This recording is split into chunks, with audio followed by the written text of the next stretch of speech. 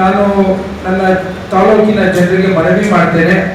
ಇವತ್ತು ಕುಡಿಲಿಕ್ಕೆ ಜನರಿಗೆ ಮತ್ತು ಜಾನುವಾರಿಗೆ, ಮುಖ್ಯವಾಗಿ ಜಾನುವಾರುಗಳು ಸಹಕಾರ ಕೊಡುವಂಥದ್ರಲ್ಲಿ ನಮ್ಮೆಲ್ಲರ ಕರ್ತವ್ಯ ಇರೋದ್ರಿಂದ ನೀವುಗಳು ಏನಾದರೂ ಅಲ್ಲಿ ಬಿಲ್ಗಳು ಮಾಡಿದಂಥ ಬೋರ್ವೆಲ್ಗಳು ಡ್ರೈ ಆದ ತಕ್ಷಣ ಪ್ರೈವೇಟ್ ಬಿಲ್ಗಳು ತೆಗೆದುಕೊಳ್ಳುವಂಥ ಅವಕಾಶವನ್ನು ಇರೋದ್ರಿಂದ ನಾನು ರೈತರಿಗೆ ಕೇಳ್ಕೊತೇನೆ, ನಿಮ್ಮ ತೋಟಗಳಿಗೆ ಜಮೀನುಗಳಿಗೆ ನೀವು ನೀರನ್ನು ಹರಿಸ್ಕೊಳ್ಳೋ ಜೊತೆಗೆ ಆ ಊರಿನ ಗ್ರಾಮಗಳಿಗೆ ಕುಡಿಲಿಕ್ಕೆ ಜಾನುವಾರುಗಳಿಗೆ ಮತ್ತು ಜನರಿಗೆ ನಮ್ಮ ಜೊತೆ ಸಹಕಾರ ಕೊಟ್ಟರೆ ನಾವು ಸರ್ಕಾರದ ವತಿಯಿಂದ ತಿಂಗಳಿಗೆ 18,000 ರೂಪಾಯಿ ಕೊಡುವಂಥ ಒಂದು ಪ್ರಕ್ರಿಯೆಯನ್ನು ಶುರು ಮಾಡಿದಂತೆ ಹಿನ್ನೆಲೆಯಲ್ಲಿ ನಿಮ್ಮ ಸಹಕಾರವನ್ನು ಕೋರ್ತಾ ಇದ್ದೇನೆ.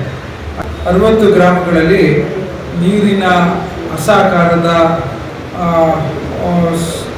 ವ್ಯವಸ್ಥೆಯ ಬಗ್ಗೆ PDOಗಳಿಗೆ ಯಾವ ರೀತಿ ಪರ್ಯಾಯ ಮಾರ್ಗದಲ್ಲಿ ನೀರಿನ ಸೇವೆ ಮಾಡಬೇಕು ಅಂಥೇಳಿ ಕುಡಿಯ ನೀರಿನ ಸಮಗ್ರವಾಗಿ ಹರಿಸಲಿಕ್ಕೆ ಚರ್ಚೆಗಳನ್ನು ಮಾಡಲು ಮೊದಲನೇ ಒಂದು ಪ್ರಯತ್ನದಲ್ಲಿ ನಾವು ಟ್ಯಾಂಕರನ್ನು ಓಡಿಸ್ತಾ ಇದ್ದೇವೆ.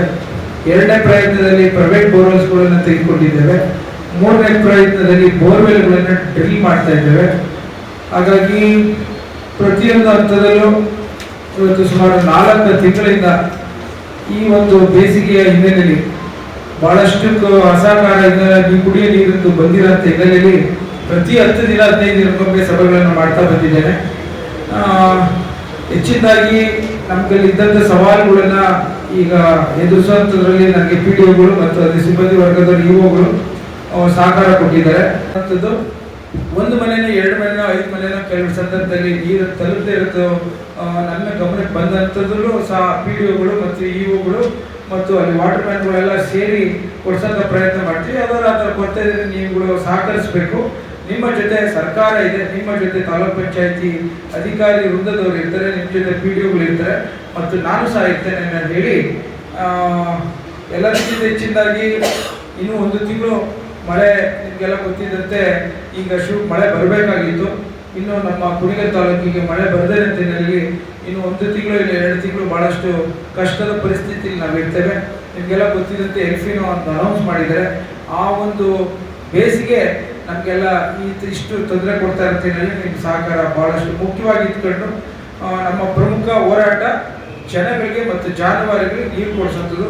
ತೋಟ ಮತ್ತು ಬೆಳೆಗಳೆಲ್ಲ ಎರಡನೇ ಒಂದು ಪ್ರಿಯಾರಿಟಿಗೆ ಹೋಗ್ಬೇಕು, ಪ್ರಾಮುಖ್ಯತೆಗೆ ಹೋಗಬೇಕಾಗಿದೆ. ಈ ವಿಚಾರದಲ್ಲಿ ನಿಮ್ಮ ಗಮನ ಆ ಕಡೆ ಇರಲಿ, ನಿಮ್ಮ ಸಹಕಾರ ನಮ್ಮ ಮೇಲೆ ಜೊತೆಗಿರಲಿ ಅಂತೇಳಿ ನಾನು ನಿಮಗೆ ಈ ಮಾಧ್ಯಮದ ಮೂಲಕ ಮತ್ತು ಸಾಮಾಜಿಕ ತಾಣದ ಮೂಲಕ ನಾನು ಮನವಿ ಮಾಡ್ತೇನೆ. ಎಲ್ಲರೂ ರೈತರು ಒಳಗೂಡಿ ನಾವು ಇದನ್ನು ಕೆಲಸ ಮಾಡಬೇಕಾಗಿದೆ. ಇದು ಸ್ವಲ್ಪ ಕಷ್ಟದ ಸಮಯ, ತಾವೆಲ್ಲರೂ ಸಹಕರಿಸ್ತೀರ ಅಂತ ನಾನು ಭಾವಿಸ್ತೇನೆ. ಎಷ್ಟೋ ಹೆಣ್ಮಕ್ಳು ಸರ್ ನಾನು ದಪ್ಪ ಇದ್ದೀನಿ, 90 kg ಇದ್ದೀನಿ ಸರ್, 60 kgಗೆ ಬರಬೇಕು ಸರ್, ಜೊತೆಗೆ PCOD ಕಂಟ್ರೋಲ್ ಆಗಬೇಕು ಸರ್ ಅಂತ ಯೋಚನೆ ಮಾಡ್ತಿದ್ದೀರಾ. 90 kg ಇಂದ 60 kgಗೆ ಬರಬೇಕು ಅಂತಂದ್ರೆ ನಮ್ಮ ಜೀನಿ ಸ್ಲಿಮ್ನ ಯೂಸ್ ಮಾಡಿ 100% ನೀವು 60 kg ಬಂದೇ ಬರ್ತೀರಾ.